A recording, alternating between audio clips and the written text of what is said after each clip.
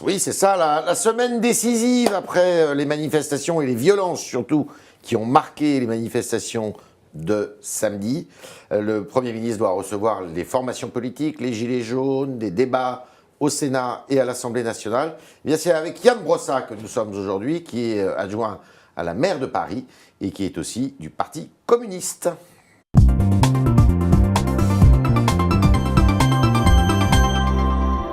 Tête de liste pour les européennes. Bonjour Yann Brossat. Bonjour. Alors, vous condamnez le déchaînement de violence qui a eu lieu un peu partout en France d'ailleurs, mais notamment à Paris. Je le condamne bien sûr. Et personne ne peut accepter qu'on ait un déchaînement de violence comme celui-là. Je souhaite d'ailleurs que des moyens soient mis en œuvre pour éviter que cette violence se déchaîne à nouveau le week-end prochain. Je pense surtout qu'on a besoin de mesures politiques de la part du gouvernement pour faire retomber la pression. On va en parler, mais sur le plan, est-ce que les consignes, le dispositif mis en place par le ministre de l'Intérieur était, je dirais, au niveau? Vous allez dire non, puisqu'il y a eu des violences. Il était manifestement inefficace. Il y a eu des erreurs de tactique. Moi, je juge au résultat. Ça fait 2 week-ends de suite que Paris est à feu et à sang à l'occasion de ce déchaînement de violence des casseurs. Donc il y a manifestement un problème. Je regrette par ailleurs que l'État, le gouvernement, n'ait pas souhaité du tout associer la ville de Paris en amont de l'organisation de cette journée. Également, ouais. C'est un fait, et je pense que le gouvernement, de ce point de vue-là, a fait une erreur et qu'on en a payé le prix le week-end dernier.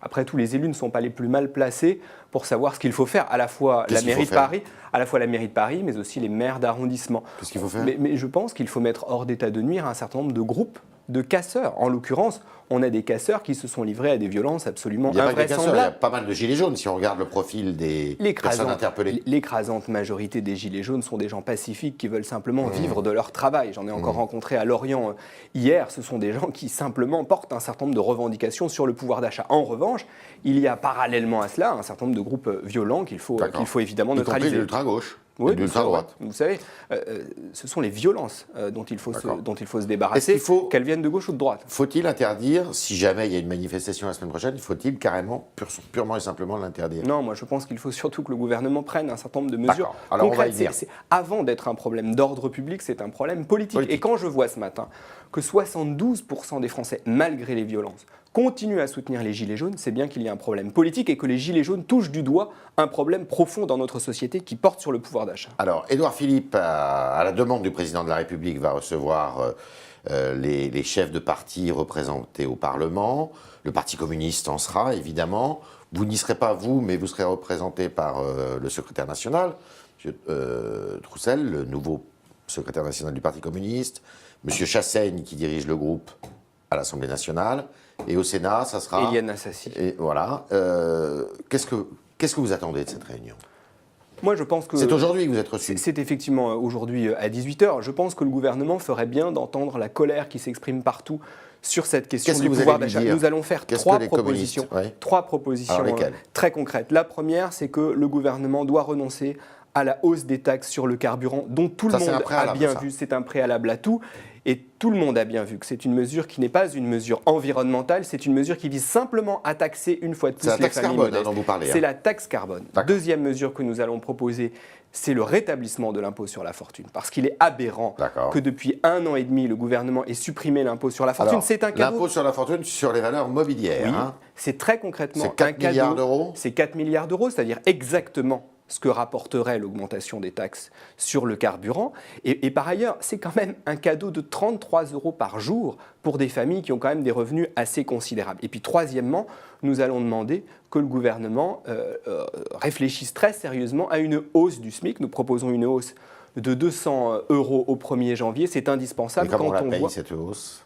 D'abord, comment elle est payée? Mais vous savez que le gouvernement vient de décider de doubler les crédits dédiés au CICE, c'est-à-dire le crédit d'impôt pour la compétitivité des entreprises. 80 milliards d'euros. Donc ce sont des cadeaux supplémentaires. Trop d'argent vont aux entreprises et pas assez aux salariés? Trop d'argent vont aux grosses entreprises. Prenons la question de la taxe carbone. Savez-vous que sur les 1400 sites industriels les plus polluants de France, ces sites-là sont aujourd'hui exonérés de taxe carbone? Autrement dit, on demande aux ménages de payer la transition énergétique, notamment aux ménages modestes qui ont besoin de leur voiture voiture pour aller travailler, et dans le même temps, de très grosses boîtes qui font des profits énormes, elles, sont exonérées de taxes carbone. Personne ne peut accepter. Mais les économistes, beaucoup d'entre eux, même à gauche d'ailleurs, disent mais le SMIC, c'est peut-être un frein à l'emploi dans notre pays. Moi, je ne le crois pas du tout. Non. Et quand on voit qu'un certain nombre d'autres pays, je pense à des pays du Sud, je pense au Portugal, je pense à l'Espagne, s'en sortent aujourd'hui très bien et mettent en œuvre des politiques qui sont des politiques d'augmentation des salaires et des minima sociaux, ça devrait nous inspirer. D'accord. Est-ce que vous demandez la démission d'Emmanuel Macron? Moi, je ne crois pas que ce soit le sujet du jour. Je pense qu'aujourd'hui, et c'est d'ailleurs ce que vont demander les parlementaires communistes, on a besoin de concret et de concret pour le pouvoir d'achat. Le mouvement des Gilets jaunes, s'il fait aujourd'hui écho dans notre pays, c'est parce qu'il porte sur cette question du pouvoir d'achat. On a 1 million de travailleurs pauvres dans notre pays, de gens qui travaillent et qui n'arrivent pas à joindre les deux bouts, c'est ça le sujet. Motion de censure à l'Assemblée nationale, il semblerait que le Parti socialiste y travaille, que la France insoumise y travaille. Est-ce que vous pourriez vous associer à une motion de censure? Nous nous y associerons d'autant plus que ce sont les communistes qui sont à l'origine de cette proposition. C'est André Chassaigne qui, le premier, a fait cette suggestion. Je pense effectivement que c'est nécessaire pour sanctionner le gouvernement, mais surtout pour mettre en débat un certain nombre de propositions concrètes. Moi, je vous le dis sincèrement, je pense que le gouvernement ne va pas pouvoir tenir très longtemps en répétant partout qu'il va tenir son cap. On ne peut pas tenir son cap alors même que ce cap est rejeté par la majorité des Français. Oui, je vous ai fait trois propositions concrètes qui visent à remettre de la justice sociale. Alors, est-ce qu'il faut changer de Premier ministre ? À vrai dire, je m'en fiche complètement. Et je pense que ça n'est absolument pas le problème du moment. Peut-être qu'il sera amené à une dissolution. Il sera amené, à mon sens, à une dissolution si la crise sociale et politique perdure. Et elle perdurera si le gouvernement ne change pas de cap. J'ai envie de dire qu'il a encore une chance. Sa seule chance, c'est de changer de cap et de prendre un certain nombre de mesures qui redonnent du pouvoir d'achat. C'est-à-dire un virage social ? Absolument. On a besoin aujourd'hui d'un virage social. On a besoin de dire aussi à un certain nombre de gens qui se sont gavés depuis 1 an et demi, la fête est finie. On ne peut pas avoir la suppression de l'ISF d'un côté et de l'autre des millions de familles qui ont du mal à joindre les deux bouts. Et donc cette question-là, elle est posée aujourd'hui et elle est bien posée par les Gilets jaunes. Alors Laurent Wauquiez propose lui un référendum. Est-ce que c'est quelque chose qui pourrait vous convenir? Je ne pense pas que ce soit le sujet du jour. Parce que si on se... Non mais aujourd'hui, on a affaire à des gens, j'en ai encore rencontré hier à Lorient, il y a 2 semaines à Saint-Amand-les-Eaux, des Gilets jaunes qui sont mobilisés, qui sont à quelques jours près, qui ont du mal à boucler leur fin de mois. Si on se lance dans un référendum, ça veut dire qu'on repart sur des mois de débat. Or aujourd'hui, on n'a pas besoin... Il faut des mesures concrètes, immédiates. On a besoin de mesures concrètes et de mesures immédiates. On a besoin, au fond, d'un plan d'urgence sociale. Et je pense que c'est à ça que le gouvernement... Social. Absolument. Yann Brossard, comment vous êtes... l'écologie n'est pas un sujet qui... vous êtes sensible à ce sujet. Bien sûr, ouais. Comment on procède? Comment on fait la transition écologique qui est, semble-t-il, aujourd'hui, fait de plus en plus l'unanimité, sans demander un effort aux Français? Comment on fait? Mais on ne peut pas organiser la transition énergétique en demandant aux ménages les plus fragiles, les plus pauvres, de mettre la main à la poche. On peut faire de l'écologie positive. Je vais vous donner un exemple très simple. Quand on aide à la rénovation de bâtiments, quand on isole mieux les bâtiments, quand on met des fenêtres plus efficaces, on fait de l'écologie. Et on fait de l'écologie qui fait gagner du pouvoir d'achat. Parce qu'au final, ce sont des charges en moins pour les propriétaires et pour les locataires. Donc moi, par exemple, une des propositions que je fais, c'est un grand plan de rénovation énergétique des bâtiments. J'étais encore dans un bâtiment. Vous ne le faites pas à Paris? Nous le faisons beaucoup. Nous avons à Paris un énorme plan dans le social, que vous mais maîtrisez. aussi, pas seulement, mais aussi dans le privé, puisque nous avons un plan qui vise à aider des propriétaires à faire des travaux. Ce sont plus de 1000 immeubles qui bénéficient de travaux comme cela. Mais on a besoin de faire monter en puissance des dispositifs de rénovation d'immeubles. 40% de nos dépenses énergétiques sont des dépenses énergétiques liées au bâtiment, c'est le chauffage, c'est l'électricité. Plus que l'essence, en fait. Plus que l'essence. Donc, c'est là-dessus qu'il faut mettre le paquet. Et ça, c'est de l'écologie sociale et pas de l'écologie punitive.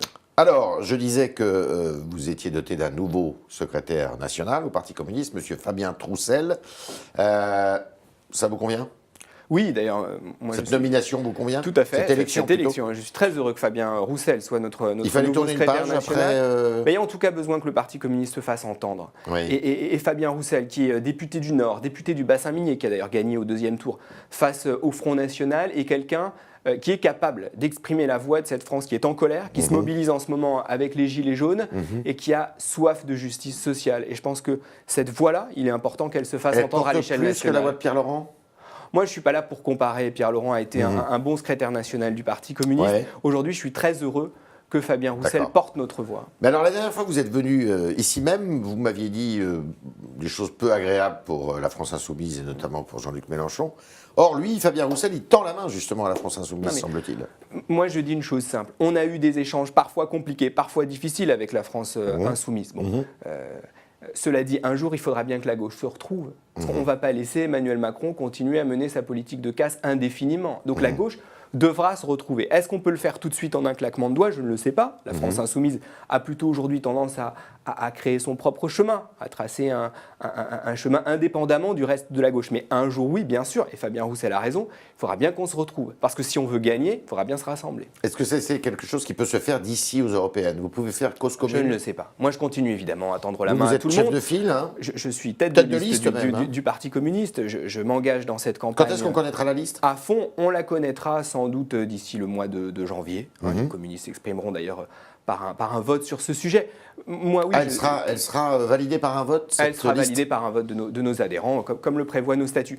Moi, ce que je pense, c'est qu'un jour, évidemment, la gauche devra se retrouver. Est-ce qu'elle peut le faire dès les élections européennes? Je ne le sais pas. C'est par ailleurs un scrutin proportionnel à un tour. Mais en tout cas, bien sûr que d'ici 2022, il va bien falloir trouver le chemin du rassemblement. Alors, il y a quelqu'un qui a créé un mouvement citoyen à côté, qui s'appelle M. Glucksmann, Raphaël Glucksmann. Est-ce que vous avez pris langue avec eux et avec lui? J'ai rencontré Raphaël Glucksmann il y a quelques semaines maintenant. J'ai par ailleurs lu son livre. Moi, je pense que cette effervescence qu'il y a aujourd'hui à gauche, elle est positive. Et tous ceux qui mettent dans le débat des idées de gauche sont évidemment les bienvenus. On a depuis quand même quelques années une telle guerre idéologique menée par la droite qu'après tout, que des gens de gauche s'expriment, tant mieux. Qu'est-ce que vous appelez guerre idéologique menée par la droite? Les idées. Pourtant, elle a perdu, la droite, si j'ai bien vu. Oui, mais enfin, Macron est un homme de droite qui met en place une politique de droite. Les idées de droite ont gagné du terrain. Parce que la gauche, elle, est restée, de mon point de vue, trop silencieuse. Et au fond, j'ai eu souvent le sentiment ces dernières années... Est-ce que la gauche s'est adressée à son public? Non. Et je pense que c'est un problème. Et qu'aujourd'hui, la clé de la gauche, et c'est ce que je dis aussi à Raphaël Glucksmann, à Benoît Hamon, à tous les autres, la clé pour la gauche, c'est d'être capable à nouveau de s'adresser à l'électorat populaire, aux infirmières, aux ouvriers. Vous l'avez perdu, cet électorat-là? Le fait est que si aujourd'hui, la mobilisation passe par les gilets jaunes, c'est sans doute parce que les partis politiques de gauche n'ont pas suffisamment été à l'écoute de ces hommes et de ces femmes-là. Et moi, aujourd'hui, j'ai envie qu'on renoue avec cet électorat populaire, avec ces hommes et ces femmes qui n'en peuvent plus des bas salaires. C'est à eux qu'il faut s'adresser. Et je pense que, pour le coup, Fabien Roussel est quelqu'un qui est capable de s'adresser à ces hommes et ces femmes-là. Alors, vous parliez de Benoît Hamon, il a un mouvement qui s'appelle Génération, avec un S. Est-ce qu'il pourrait aussi faire cause commune avec vous pour les européennes? Écoutez, moi je suis en campagne, et je suis en campagne pour les élections européennes. Vous négociez avec eux, vous discutez? On discute évidemment, parce que je suis convaincu que l'Europe telle qu'elle est nous conduit dans le mur. D'ailleurs, ce sont les mêmes politiques qui sont appliquées à Bruxelles, qui sont appliquées à Paris et qui aujourd'hui suscitent la colère des Gilets jaunes. C'est l'austérité et la concurrence partout. Donc moi je suis en campagne, si d'autres souhaitent faire campagne avec nous, qu'ils le fassent. Vous êtes optimiste pour l'avenir immédiat? Vous pensez que les violences vont s'arrêter? Je pense que si le gouvernement prend la mesure de la colère qu'il y a dans notre pays, les violences s'arrêteront. Mais encore faut-il que le gouvernement ouvre un peu les écoutilles. On est avec Yann Brossat dans les studios du Figaro, qui est adjoint à la maire de Paris et qui est également la tête de liste du Parti communiste pour les européennes. Et maintenant, Julie Coulon-Profisi nous rejoint.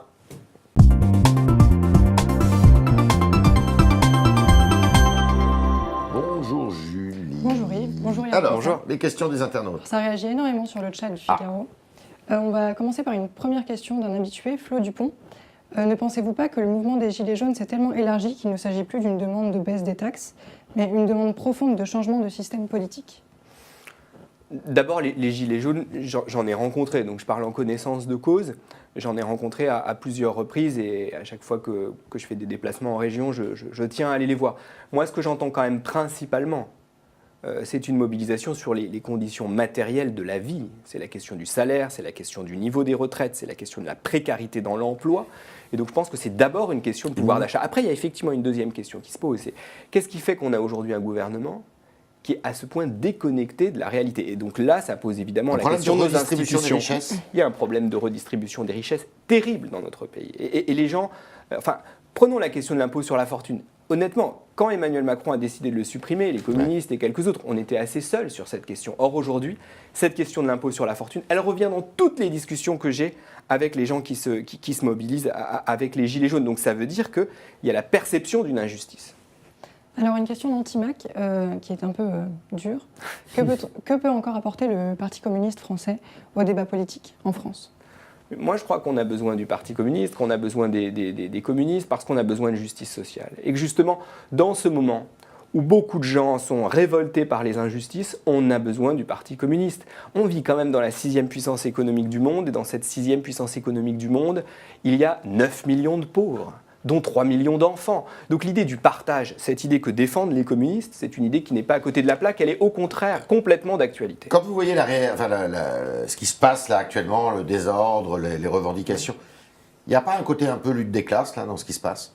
Bien sûr, mais vous savez, les puissants, ils mènent la lutte des classes tous les jours, ils défendent leurs intérêts, et donc il n'y a aucune raison qu'en face, les gens modestes, les gens qui travaillent et qui n'arrivent pas à vivre de leur travail ne se défendent pas. Après, ils doivent le faire de manière pacifique. Il y a cette ambiance alors ? Oui, bien sûr. Je pense qu'on assiste en tout cas à un retour en force de la question sociale. Et aujourd'hui, tout le débat politique, grâce aux Gilets jaunes, et je les en remercie, tourne autour de la question sociale et de la question de la rémunération du travail. Sauf que vous avez du mal à vous accrocher, vous arrimer à eux, parce qu'en fait, ils rejettent les partis politiques et les syndicats. D'abord, ça doit nous interroger, évidemment. Et le fonctionnement actuel des partis politiques ne correspond pas aux nouvelles formes de mobilisation, sans doute. Mais je pense surtout que le rôle des partis aujourd'hui, maintenant, là, ça doit être de proposer des issues et de proposer des solutions. C'est ce que nous essayons de faire. Je vous en ai fait 3 tout à l'heure. Moi, je pense que c'est ça qu'on doit apporter aujourd'hui. Comment on sort de cette crise ? D'accord. On vient de parler de lutte des classes. Et à ce titre, il y a une question d'un internaute du Figaro qui est très judicieuse. Comment le PCF va-t-il aider à la convergence des luttes sociales et des colères ? Mais justement, en faisant des propositions qui sont capables de rassembler. Quelles sont vos propositions ? Alors, vous avez exposé les vôtres, là. Moi, je pense que la question des salaires va redevenir une question majeure. Enfin, il y a quand même un drôle de moment politique, là. Tout le monde parle de pouvoir d'achat, et on dirait que dès lors qu'on parle de salaire, on aborde une espèce de sujet tabou qui serait absolument indécent. Ben non, les gens, ils ont envie qu'on parle de salaire, parce qu'ils considèrent qu'ils n'arrivent pas à vivre de leur salaire et de leur retraite. Eh bien, je pense qu'il peut y avoir une grosse convergence sur cette question des salaires, parce que c'est aujourd'hui la question qui taraude le monde du travail. Alors, vous êtes adjoint à la maire de Paris, et à ce titre, Marie a une question pour vous, qui revient assez régulièrement quand on reçoit des députés de Paris ou des gens dans votre situation. Que faut-il faire concrètement pour faire baisser les loyers à Paris ? L'encadrement des loyers. Très simple. Vous savez que nous avions mis en place l'encadrement... La mesure du précédent gouvernement était bonne, alors ? Nous l'avions mise en place de 2015 à 2017, ce qui avait permis une stabilité des loyers pendant cette période-là. Le tribunal administratif l'a supprimé en novembre 2017, et depuis, les loyers sont repartis à la hausse. Ça a marché, et de fait, quand on n'a plus l'encadrement des loyers, les loyers repartent à la hausse. Donc il faut le remettre en place. Nous avons obtenu dans le cadre de la loi Elan la possibilité de le faire, et dès la semaine prochaine, mardi prochain, nous voterons en Conseil de Paris une délibération demandant au gouvernement la remise en place de l'encadrement des loyers. Est-ce que ça n'assèche pas le parc locatif dans la mesure où, dans le privé, certains propriétaires peuvent dire s'il y a encadrement des loyers, moi je retire mon bien.